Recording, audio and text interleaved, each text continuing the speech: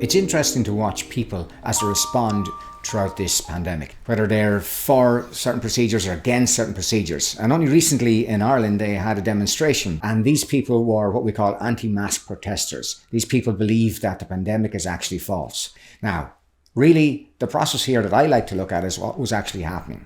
The guy on the stage opened up and talked about this idea of the mask and the pandemic, and this all being an instrument of the government to oppress us. Now, I don't necessarily think that that's true, but immediately, as soon as he got that across, he started to move and link it to other things. Wearing the mask was a position of authority oppressing you. So someone was forcing you to wear the mask. Someone was forcing you to get a vaccination. He talked about anti-eviction. He talked about corruption. He talked about not just the Irish stage, but the global stage. Now, in my mind, as I watched it from the outside looking in, I was amazed to find out how he connected those dots. And this is an example of confirmation bias, that people agreed with what he was saying, because much of what he was saying did make sense. But the reality is the dots weren't really joining very well, in my mind at least. What he was doing is getting a group of people along with him that believed in part of what he was saying.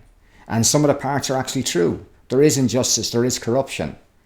But what they were doing is generalising that right across the board. And that came as far as wearing masks and not wearing masks.